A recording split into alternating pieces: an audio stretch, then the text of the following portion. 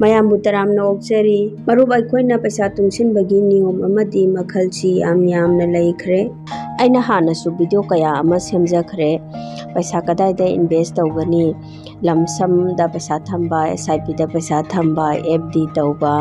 ꯑꯃꯗꯤ ꯃꯈꯜ ꯀꯌꯥꯒꯤ ꯚꯤꯗꯤꯑꯣ ꯀꯌꯥ ꯁꯦꯝꯖꯈ꯭ꯔꯦ ꯑꯗꯣꯝꯅ ꯌꯦꯡꯗ꯭ꯔꯤꯕ ꯑꯣꯏꯔꯒꯗꯤ ꯁꯣꯏꯗꯅ ꯌꯦꯡꯕꯤꯌꯨ ꯉꯁꯤꯗꯤ ꯑꯩꯈꯣꯏ म्यूचुअल ꯐꯟꯒꯤ ꯃꯔꯝꯗ ꯈꯔ ꯈꯪꯃꯤꯟꯅꯁꯤ म्यूचुअल ꯐꯟꯁꯤꯗ ꯄꯩꯁꯥꯁꯦ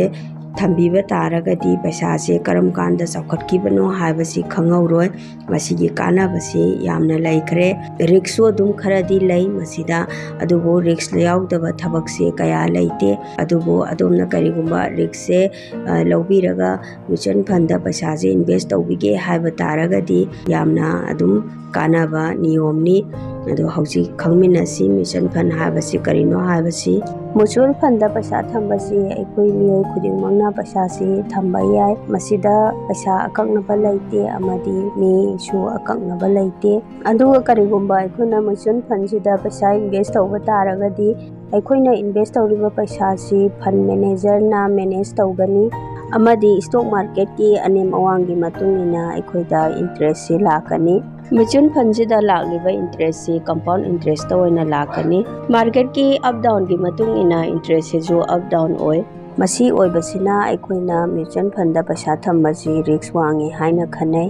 ꯑꯗꯨꯕꯨ ꯔꯤꯛꯁ ꯂꯩꯇꯕ ꯊꯕꯛꯁꯤ ꯏꯔꯩ ꯂꯩꯇꯦ ꯄꯩꯁꯥ ꯇꯥꯟꯒꯦ ꯍꯥꯏꯕ ꯇꯥꯔꯒꯗꯤ ꯊꯕꯛ ꯈꯨꯗꯤꯡꯃꯛꯇ ꯔꯤꯛꯁ ꯈꯤꯇꯪ ꯂꯧꯕꯤꯔꯒ ꯑꯗꯨꯝ ꯏꯟꯚꯦꯁ ꯇꯧꯕꯤꯕ ꯌꯥꯏ म्यूचुअल ꯐꯟꯗ ꯄꯩꯁꯥ ꯏꯟꯚꯦꯁ ꯇꯧꯕꯁꯤ ꯑꯩꯈꯣꯏꯅ ꯍꯥꯞꯅꯤꯡꯕ ꯃꯇꯝꯗ ꯍꯥꯞꯄ ꯌꯥꯏ ꯂꯧꯊꯣꯛꯅꯤꯡꯕ ꯃꯇꯝꯗ ꯂꯧꯊꯣꯛꯄ ꯌꯥꯏ ꯑꯗꯨꯕꯨ ꯑꯩꯈꯣꯏꯅ ꯂꯧꯊꯣꯛꯄ ꯃꯇꯝꯗ ꯄꯩꯁꯥꯗꯣ ꯀꯌꯥꯝ ꯀꯥꯈꯠꯂꯦ ꯅꯠꯇ꯭ꯔꯒ ꯀꯌꯥꯝ ꯍꯟꯊꯔꯤ ꯍꯥꯏꯕꯗꯨ ꯌꯦꯡꯕꯤꯔꯒ ꯂꯧꯊꯣꯛꯄꯤꯕ ꯑꯗꯨꯝ ꯌꯥꯏ ꯑꯗꯨꯒ ꯑꯗꯣꯝꯅ ꯍꯥꯏꯔꯤꯕ म्यूचुअल ꯐꯟꯁꯤꯗ ꯄꯩꯁꯥ ꯏꯟꯚꯦꯁ ꯇꯧꯕꯤꯒꯦ ꯍꯥꯏꯕ ꯇꯥꯔꯒꯗꯤ ꯕꯦꯡ ꯑꯃꯗꯤ ꯕ꯭ꯔꯣꯀꯔꯗꯒꯤ ꯇꯧꯕ ꯌꯥꯏ ꯕꯦꯡꯁꯤ SBI ꯕꯦꯡ ꯌꯥꯒꯅꯤ ꯑꯃꯗꯤ ꯑꯩꯈꯣꯏ ꯄ꯭ꯔꯥꯏꯚꯦꯠꯀꯤ ꯍꯥꯏꯔꯒꯅ ICICI ꯕꯦꯡ ꯑꯃꯗꯤ HDFC ꯀꯣꯇꯛ ꯕꯦꯡ ꯑꯃꯗꯤ ꯑꯩꯈꯣꯏ ꯃꯈꯜ ꯀꯌꯥ ꯑꯃ ꯂꯩꯈ꯭ꯔꯦꯀꯣ ꯑꯗꯨꯝꯕꯗ ꯑꯗꯨꯝ ꯌꯥꯒꯅꯤ ꯑꯗꯨꯒ ब्रोकर हारगना जेरोदा एप एंजन वन अतैसु कया अमा लई सिगुम्बसिदा अदुम इसाना अदुम तौजरबसु याय अखोइना म्यूचुअल फंडसिदा बैंक अमदी ब्रोकर दा अमदा हेक्ता पैसाजे अखोइना इन्वेस्ट तौबा मतमदा अखोइना थमलिबा पैसासी फंड मैनेजर ना मैनेज तौगनी अदुगा अखोइदा इंटरेस्ट से लाकदबनी फंड असिदा कारकदबा इंटरेस्ट सी चहीगी ओइना कारकनी अदुगा कंपाउंड इंटरेस्ट ओइगदबनी फंड असिदा पैसा इन्वेस्ट तौबा मतमदा मतम सांगना थमलिबा मखै इंटरेस्ट की चांगसी चावबा हेली मतम तेना थमलगना इंटरेस्ट सी पी अखोइना म्यूचुअल फंड दा पैसा इन्वेस्ट तौबसी गोल्ड सना शेयर मार्केट बोन अमदी अतै सिक्योरिटी सिंगदसु इन्वेस्ट तौबा याय म्यूचुअल फंड दा पैसा इन्वेस्ट तौबसी मखल अनि लೈ ओपन इन हाइबा मा क्लोज इन हाइबा मा ओपन इन हाइबसिना पैसा इन्वेस्ट तौबगी अकक्नबा मतम लैते अखोइना इन्वेस्ट से तौनिंगबा मतमदा तौबा याय अमदी लौथोंनिंगबा मतमदा लौथोकबा याय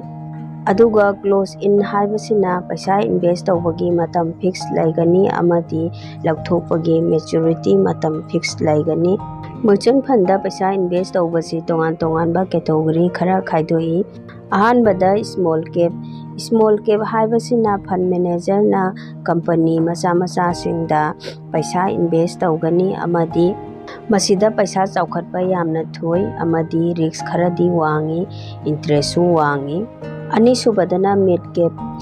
कैप हाइबसिना मयाय ओइबा कंपनी सिंगदा इन्वेस्ट तौई अमदी इंटरेस्ट मयाय ओइना वांगी रिस्क मयाय ओइ अहुमसुबदना लार्ज कैप हाइबसिना कंपनी अचौबा ओइ अमदी इंटरेस्ट याम पी अदुगा रिस्क करीमता लैते सेक्टोरिकल फंड हाइनसो अमा लೈ मसीना यामना मरु ओइबा सेक्टर सिंगदा पैसा इन्वेस्ट तौबा खुदम ओइना हारबदा फार्मा कंपनी सिंग अमदी IT सेक्टर कंपनी सिंगदा इन्वेस्ट तौबनी अदुगा अखोइना म्यूचुअल फंड दा पैसा इन्वेस्ट तौगे हाइरबदी लमसम अमदी SIP दा पैसा इन्वेस्ट तौगदबनी SIP हाइबसिना सिस्टेमेटिक इन्वेस्टमेंट प्लान हाइबनी अइना हानसु SIP की वीडियो सेमजगिबनी SIP की मरमदा हेना खंगनबगीदमक्ता वीडियो अदु येंगबियो SIP-दा पैसा इन्वेस्ट तौबसिना अदोमना अकक्नबा तारीख अमा लेपिरगा था खुदिंगी अदोमना अंगंबा पैसा खरा खरा थमजिनबगी नियमनी अदुगा लमसम हाइबसिना अदोमना अपांबा मतम अमदा हेक्ता पैसासे अरैबको मपुम ओइना अमुक्तंगदा थंबगी नियमसे असिना लमसम कौई अदुगा मसिदा अदोमना लुपा लिसिंग 10 लैरे 10 दो दुम मफम खंगनको चाही 5 थमगे नत्रगा 2 थमगे 3 थमगे हाइना थंबदो अदुने पैसा मसिंगदुदी अदोमना अरैबा चांगदो दुम थंबा याइको अदुम लुपा लिसिंग 5 दगी 10 दगी लाख 5 फावबा 10 फावबा अदुम एनी टाइम थंबा याय दगी चाही 5 फावबा थंबा मतुंगदा अमु मतमजे हेना सांगदहनगे हारबसु दुम याइको अदुगा मसिदा SIP अमदी लमसमगा अनिगी खेनबा कानबसिदीको लमसमनादी हेलेबा कानबसे कैगिनो हाबदा पैसाजे मसिदी अमुक्तंगदा पुलप ओइना थमबनिना सेंदोइदो याम थुनको चाउना लाक्पा हेलेबा अदुगा मचित मचित खरा खरा था खुदिंगी थंबसिना सेंदोइदो मपुंग फाना लाक्पसिदी तपकनिदना मागिना मो मसेनी मोय अनिगी खेनबा हाइबसि मतम सांगना थंबा ngamba तारगदी SIP सु दुम कानै अदुगा लमसम से सु यामना कानै अदुगा अइना हाना लमसमगी वीडियो सु सेमजाव खरबनी अदु खंगद्रिबा ओइरगदी को येंगद्रिबा ओइरगदी भाब तानबा अमुक्तंग येंगबियो अदुगा म्यूचुअल फंड से पैसा इन्वेस्ट तौबा मतमदा अखोइना मैच्योरिटी से ओइरबा मतम अदोमना लौथोगे न खनबा मतमदा पैसा से टैक्स से खरा अदुम कक्कनिको अदुबो कक्पा हाइबसि अदोमना थमलिबा पैसादुगी सेलेबतो नतबिदा सेंदोइ कारकलिबदो अदुदगिनि कक्कदुरिबसेको अदोमना पैसा से लौथोकपा मतमदा टैक्स खरा कक्कनी टैक्सिंग अदुदी एक्सपेंस रेशियो एग्जिट लॉट अमसुंग टैक्स निको एक्सपेंस रेशियो सिदा 0.64% नि मसिदा GST इंक्लूड ओइरेको यावरे मसिदा अदुगा मु एग्जिट लॉट सिदना अमु 1% खक्तनिको मसिसु चाही अमगी मनुंगदा लौथोकपा तारगदी चाही अमा हेलगा लौथोगदी मसिसु यावररोय अदुगा मु स्टाम्प ड्यूटी ऑन इन्वेस्टमेंट हाइबा मा लैरेको मसिसु 0.005% खक्तनी यामना पिकपा टैक्स निको मसिना अमो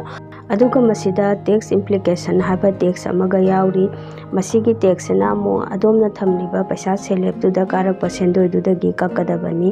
अदोमना करिगुंबा चाही अमा फाद्रिङदा लौथोकपा तारगदी 20% कक्कनी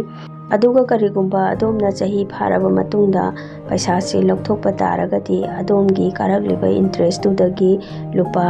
12.5 सी परसेंटेज सी कक्कनिको अदुगा अमुक मसिसु अदोमगी सेंदोइदुना करिगुंबा ला अमगा लिसिंग 15 ओइबा तारगदी मदुदगिदी कारोय अदुगा सेंदोइदु ला अमगा लिसिंग 15 दगी हेनबा तारगदी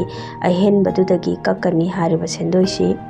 मरुप मसिनी म्यूचुअल फंड की मरमदा आइना ngasi चौराकपा अदोमगी मफमदा थमजरी अदोमना आइगी वीडियो सी खरा फै कानैना खनबिबा तारगदी लाइक शेयर कमेंट सोइदना तौबियो असिगुमलबा कानरबा नुवारबा वीडियो कया अदोमदा फर्स्ट ओइना लांगनबगिदमक्ता बेल आइकन दुसु नंबिरमो अदोमना आइगी वीडियो सी लो फाव येंगबिबगिदमक्ता अदोम मुथागतजरी थैंक यू।